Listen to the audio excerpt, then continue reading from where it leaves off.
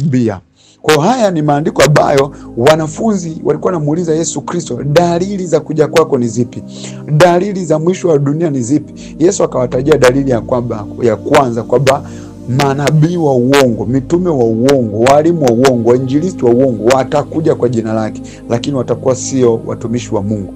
Na Biblia inasema watadanganya wengi. Dalili ya pili, Yesu anataja kwa habari ya vita. Anasema mtasikia vita, vita, vita, vita, lakini Biblia inasema msitishwe. Bwana Yesu asifiwe sana. Na Biblia inasema maana hayo hayana budi kutukia, lakini ule mwisho bado. Kwa maana taifa litaondoka kupigana na taifa, na ufalme kupigana na ufalme. Kutakuwa na njaa na matetemeko ya ardhi mahali na mahali. Hapa Bwana Yesu anatuonyesha kwamba taifa moja na jingine litapigana. Dalili nyingine anayotaja Bwana Yesu anasema njaa. Anasema matetemeko ya nchi mahali mahali. Hapa Mungu anaongea kwa habari ya njaa. Njaa inayotajwa hapa pia kunakuwa na njaa ya kimwili ambayo watu watakuwa wanakosa vyakula. Unasikia kuna mataifa watu hawana vyakula. Unasikia kuna nchi ambazo watu hamna vyakula. Matetemeko ya mahali na mahali. Inaweza pia ikawa ni njaa ya kiroho, kwamba siku za mwisho kutakuwa na njaa ya neno la Mungu. Kutakuwa na njaa ambao watu watakuwa hawasikii neno la Mungu la kweli. Kunakuwa na njaa ambao watu hawasikii neno la Mungu la kweli. Hapo Mungu anaonyesha matetemeko ya ardhi, matetemeko ya nchi, matetemeko ya nchi. Ukifuatilia nchi mbalimbali kunakuwa na matetemeko makubwa. Yesu Kristo alitaja hiyo dalili pia. Anasema hayo ndiyo mwanzo wa utungu. Wakati huo watawasaliti ninyi mpate dhiki, nao watawaua nanyi mtakuwa watu wa kuchukiwa. Unaona hapa Biblia inaongelea kwa habari pia ya kanisa. Hapa Mungu alikuwa anaongelea kwa habari ya kanisa, kwamba ndani ya kanisa kutakuwa na usaliti mkubwa. Watumishi wa Mungu wa kweli watakuwa ni watu wa kuchukiwa. Hapa Yesu Kristo alikuwa anaongelea kwa habari ya mitume wake, kwamba watasalitiwa wapate dhiki. Watakuwa ni watu wa kuchukiwa na watakuwa ni watu wa kuchukiwa na mataifa yote kwa ajili ya jina lake. Hapa Mungu anaongea kwa habari ya kanisa, kwamba wale wahubiri wa injili ya kweli watapata mateso sana. Watu wanaohubiri ukweli watapitia dhiki nyingi. Watu wanaohubiri ukweli watapitia madhaifu mbalimbali ambao watakuwa nasalitiwa, wanatengwa, wanachukiwa. Hii ni hapa ni Bwana Yesu anaonyesha kwamba wahubiri wa injili za siku za mwisho, wale watu ambao watakuwa wanahubiri ukweli siku za mwisho watachukiwa sana. Mstari wa 10 anasema ndipo wengi watakapojikwaa nao watasalitiana na kuchukiana. Hapa Mungu anaongelea kwa habari ya kanisa kujikwaa, watu kuwa na mafundisho yasiyo ya kweli, watu kusimama kwenye Ukristo kurudi nyuma. Mungu anaongelea kwa habari ya kusalitiana na kuchukiana. Mungu anaonyesha kwamba hali ya kanisa la mwisho, watu watakuwa wanachukiana, watu wanasalitiana.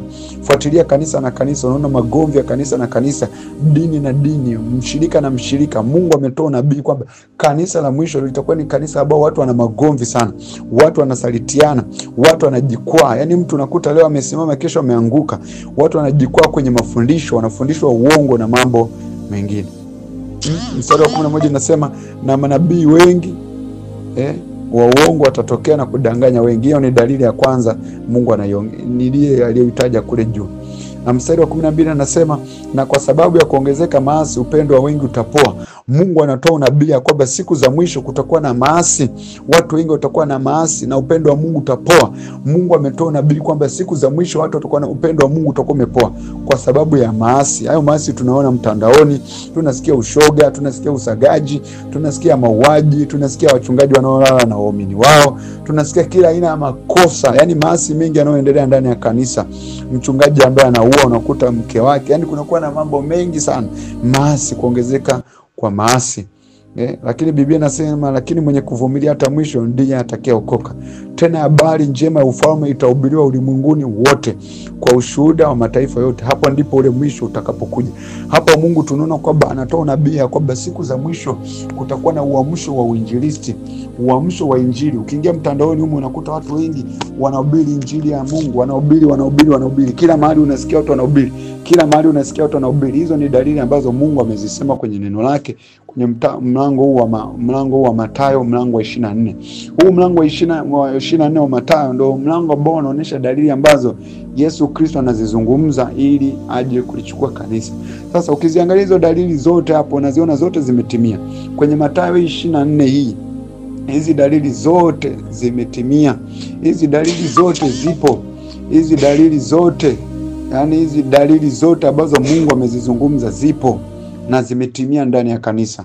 Ukiangalia Mathayo mlango wa 24, hizi dalili zote zimekwisha kutimia tayari. Hakuna dalili ambayo kwenye huu mlango haijatimia. Yaani Mathayo 24, hii dalili zote hapa zimetimia.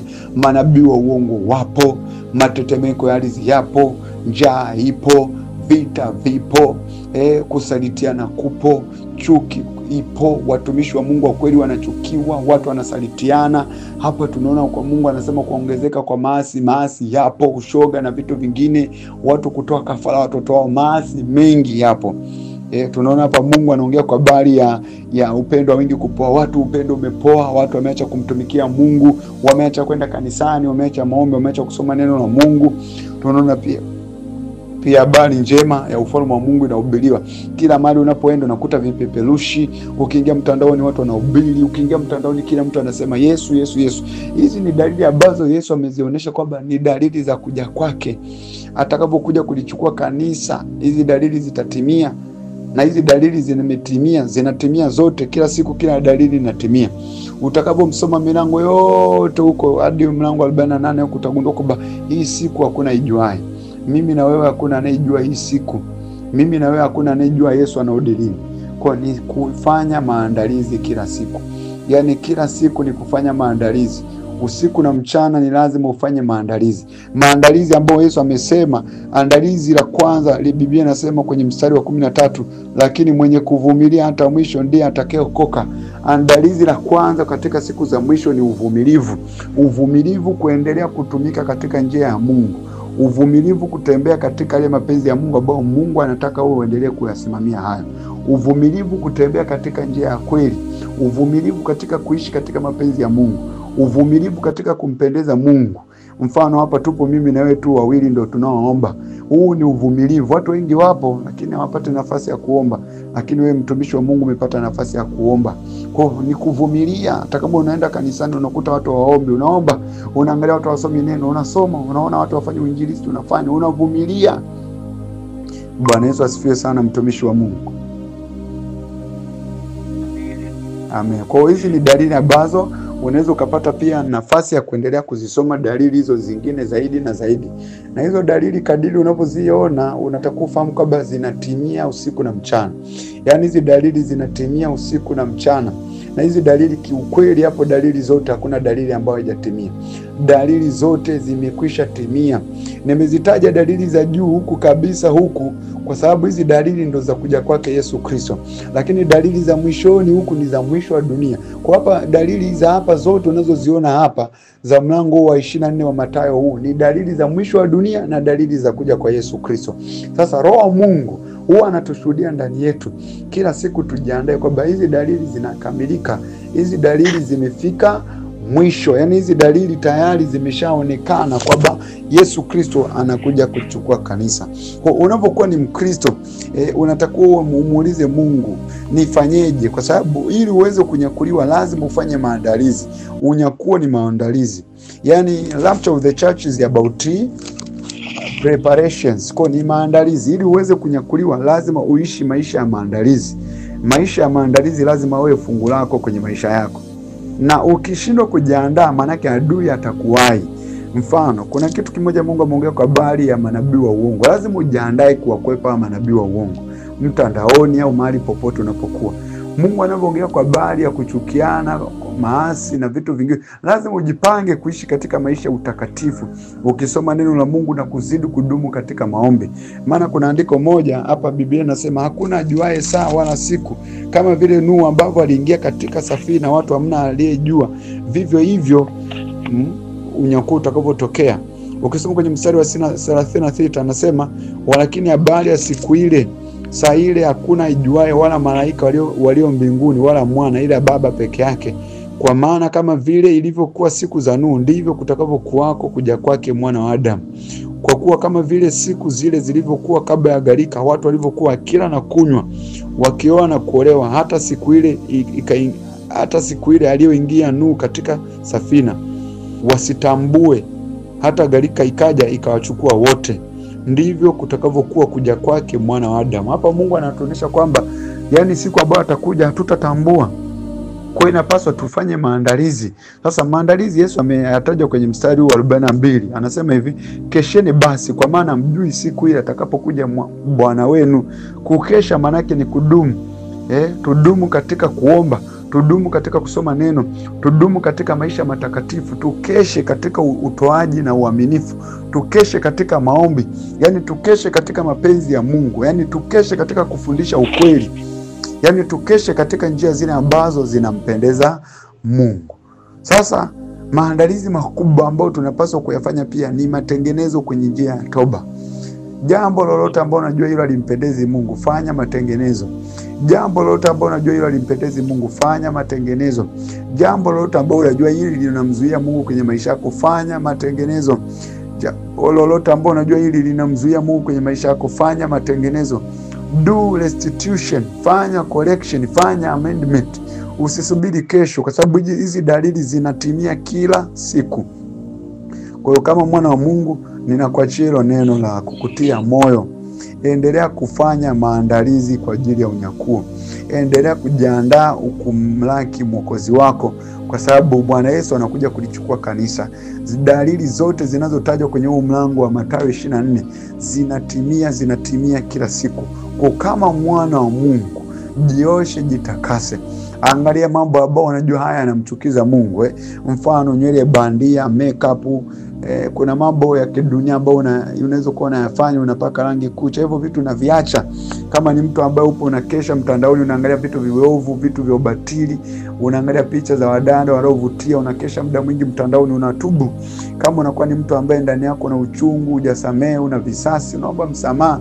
Makosa yote ambayo umeyafanya kabla hujaokoka, yamkini uliwahi fanyaga uasherati, yani unatakuwa unatubu. Yamkini labda upo kwenye ndoa ambayo haipo kwenye mapenzi ya Mungu, unafanya matengenezo, kwa sababu haujui siku na saa ambayo Mwokozi wetu anakuja. Hata hizi hali ambazo tunaziona zinaendelea kwenye mataifa mbalimbali, nchi mbalimbali, hii ni Mungu anatuonesha kwamba wimbi tulilonalo ni siku za mwisho. Watu hawana huruma sasa hivi, watu hawaelewi. Yani dunia sasa hivi ipo kwenye ghasia, the world is in chaos, yani dunia ipo kwenye ghasia. Haya yanatuonyesha kwamba Mwokozi wetu anakuja kulichukua kanisa, na shetani anavyopambana kuzipeleka nafsi kuzimu. Watu wote wanaokufa ambao hawajajiandaa na unyakuo, moja kwa moja huwa anaenda kuzimu. Hata kama unyakuo utachelewa, lakini pia tunatakiwa tufahamu kwamba mauti itakuja. Ukisema kwamba unyakuo utachelewa, siku yote ile unyakuo, kifo kinaweza kikakujia. Kwa hiyo tunapaswa kujiandaa usiku na mchana. Sasa nitaomba tuende mbele za Bwana kuomba toba. Tukaombe toba kwa habari ya dhambi zozote, mapungufu yote ambayo yako kwenye maisha yetu, ambao Yesu Kristo akirudi kulingana na ahadi ambayo malaika walitoa kwenye kitabu cha Matendo mlango wa 1 mstari wa 11. Yani kitu chochote kinachotuzuia, tuende tukamwombe Roho wa Mungu neema. Yani sasa hivi tutaenda kuomba neema. Yani utakapokuwa unaomba, omba neema, mwambie Roho, Bwana naomba neema ya matengenezo ya chochote kinachonizuia kwenye unyakuo. Hicho kitu ninaomba neema ya matengenezo. Basi nenda mbele za Bwana ukaombe. Omba neema tu na toba. Mwambie Roho, Bwana naomba neema ya matengenezo ya kitu chochote kinachonizuia kwenye unyakuo. Tuende mbele za Bwana. Baba, katika jina la Yesu na katika damu ya mwana kondoo, ninaomba Bwana neema, Bwana mbele zako kwa jina la Yesu na kwa damu ya mwana kondoo. Ninasogea Bwana mbele zako, ninaomba neema. Ninaomba Baba neema, Bwana Mungu wa rehema. Ninaomba rehema, Bwana Mungu mtakatifu. Baba Mungu wa rehema, ninaomba neema, ninaomba rehema, ninaomba neema ya kufanya Bwana Mungu matengenezo chochote kinachonizuia Bwana kwenye unyakuo. Watu hao Bwana ninaomba nao Bwana, chochote kinachowazuia Bwana kwenye unyakuo, ninaomba neema Mungu. Ninaomba neema Mungu, chochote kinachotuzuia Bwana kwenye unyakuo, iwe ni uchungu, hasira Bwana, kutokuwa na maisha ya maombi, kusoma neno lako Bwana. Baba, dhambi yote Bwana Mungu inayotuzuia Bwana kwenye unyakuo, ninaomba Baba neema ya toba, neema ya matengenezo Baba katikati yetu Bwana, chochote kinachotuzuia Bwana kwenye ule unyakuo, ninaomba